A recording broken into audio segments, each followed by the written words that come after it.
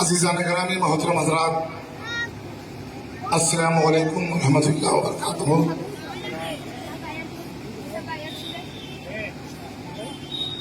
मऊ के रोड का जाम जो फंस गया वो फंस गया। तकरीबन 2 रास्ते थे शीतला माँ के मंदिर और दोनों रास्ता खुदा पड़ा है।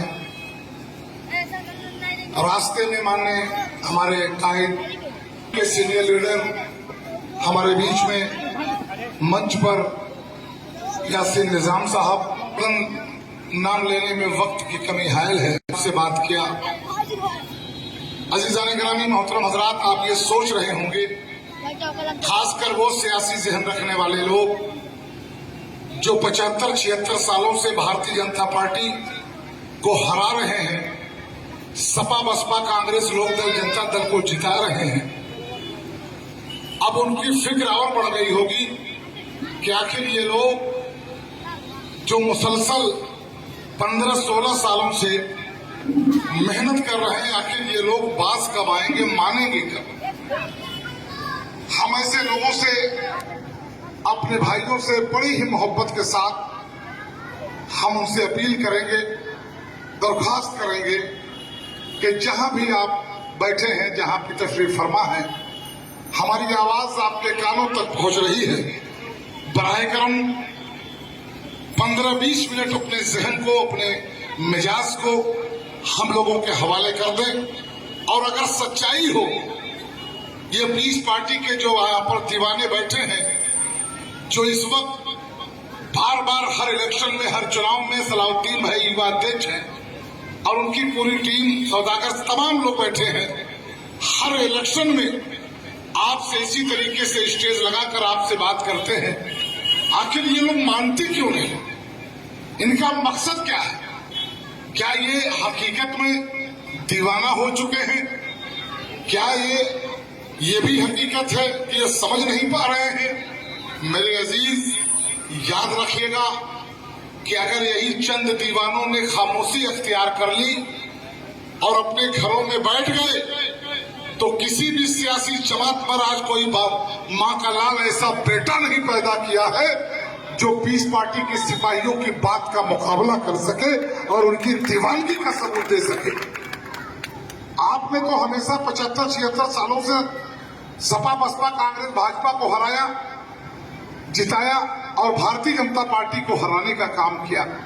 हराते जिताते, हराते जिताते, हराते जिताते, हराते जिताते आज हम अपना मुहासबा कर लें कि आखिर इस प्रदेश में, देश में दलित समाज, वंचित समाज, गरीब समाज के साथ साथ मुस्लिम समाज आज किस चौराहों पे खड़ा है।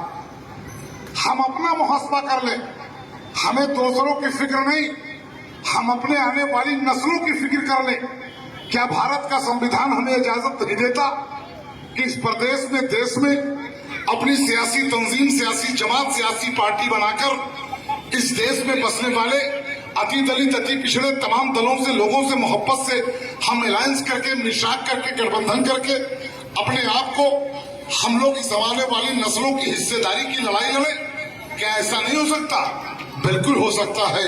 और यही एक लफ्ज है जो डॉक्टर अयूब साहब को और उनके सिपाहियों को दीवाना बना रखा है, क्योंकि अफरोज बादल कमोबेश हमेशा ये कहता आया है कि इन दीवानों को तहकीर से दीवाना न कहो, दीवाना बहुत सोचकर दीवाना बने हैं और दीवानों को दुनिया की नजर देख रही है, दीवाना खुदा जाने कहां देख रहा है।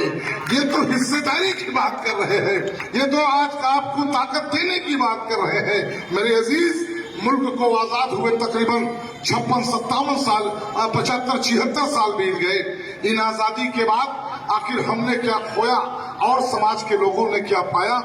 आज सियासी कुव्वत के एतबार से, सियासी ताकत के एतबार से आज हमारे हालात ऐसा क्यों हो गए?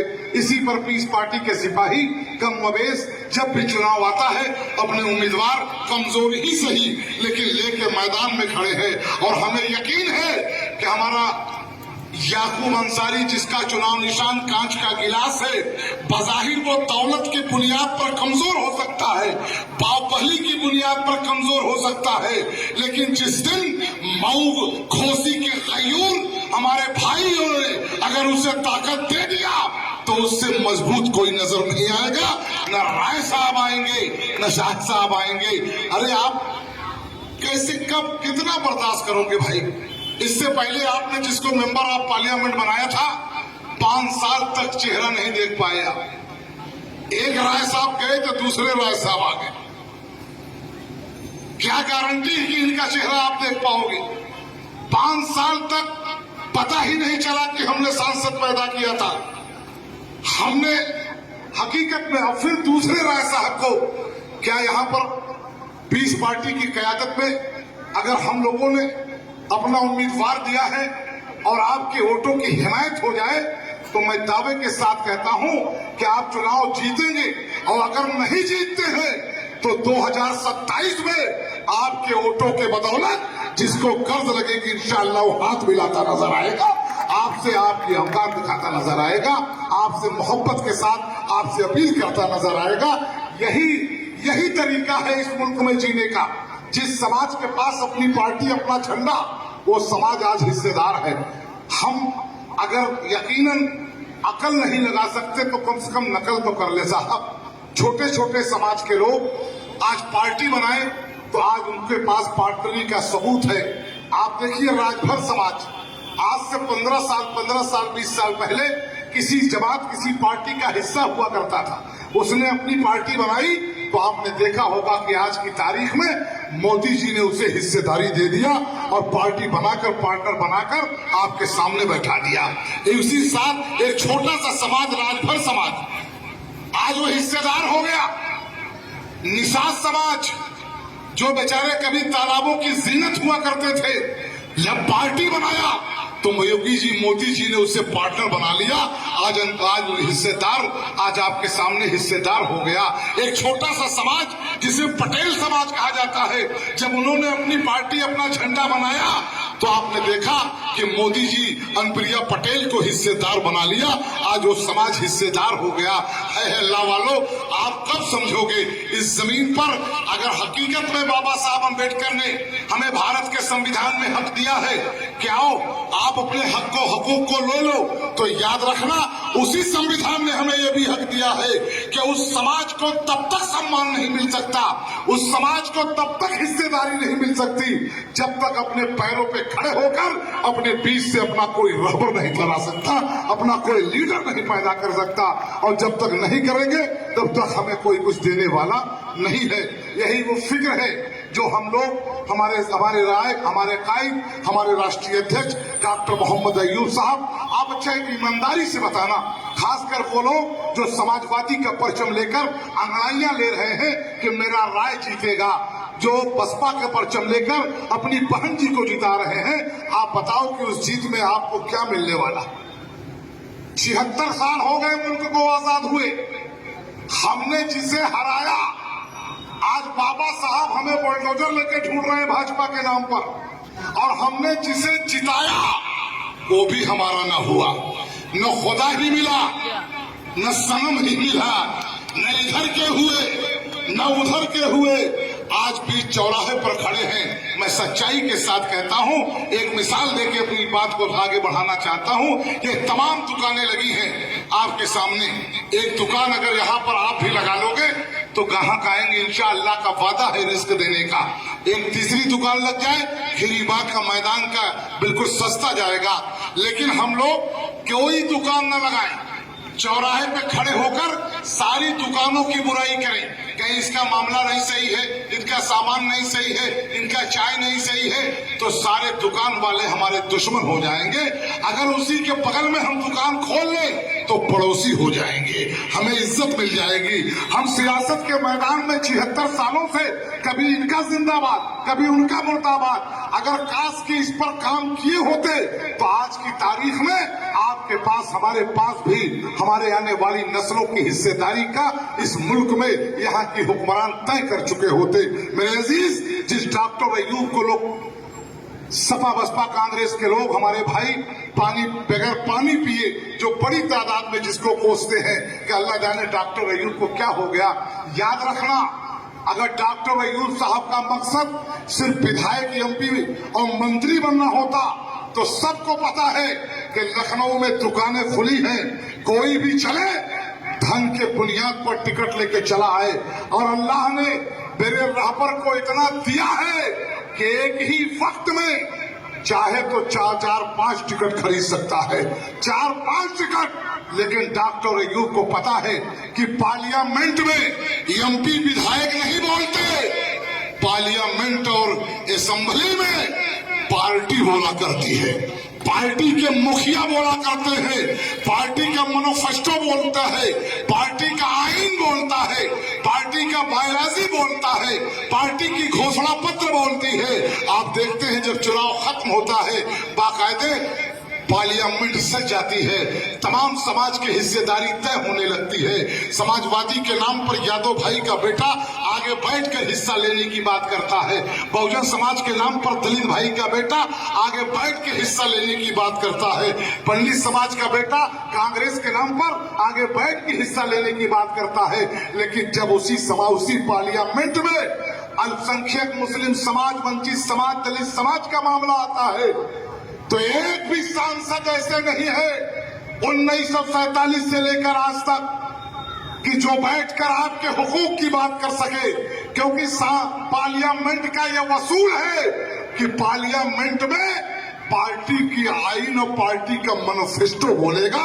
ये बेचारे दूसरी पार्टी से जीत के जाते हैं, अपने आका को खुश करने के लिए पीछे बैठे रहते हैं, जिसको जब चाहते हैं आपके खिलाफ कानून पास हो उसी को ले जाकर तो आपका वोट दिलवाने का काम करते हैं। चाहे 3 तलाक का मामला हो, चाहे आपकी रहबरी का मामला हो, चाहे वो आपके उनका मामला हो, चाहे जो भी मसला हो, ये बेचारे इनकी मजबूरी है, क्योंकि ये अपनी मर्जी से नहीं, ये अपने आका की, क्योंकि किसी ने कहा है कि जितनी चाबी भरी राम ने उतना ही चलेगा खिलौना, उससे ज्यादा चलने वाले नहीं।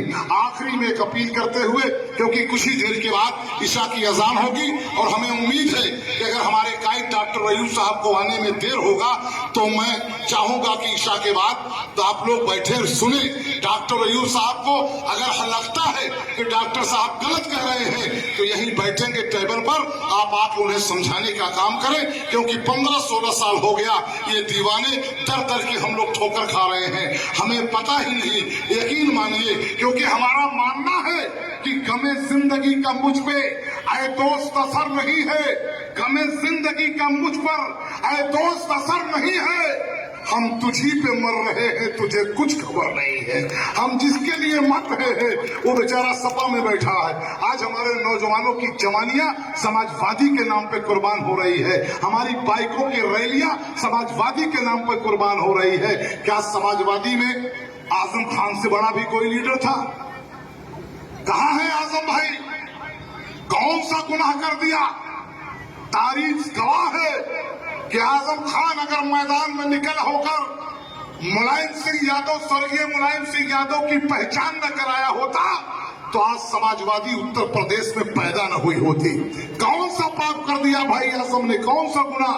एक गलती कर दिया, जानते क्या? एक यूनिवर्सिटी बनाया, एक इदारा बनाया जिसका नाम रख दिया हजरत अल्लामा मौलाना शौकत अली जौहर अली, और आपने देखा कि सारे लोग एक हो गए, सारे लोग एक हो गए। अगर उसी यूनिवर्सिटी का नाम मुलायम सिंह यादव यूनिवर्सिटी रख दिए होते तो आज ये परेशानी ना आती।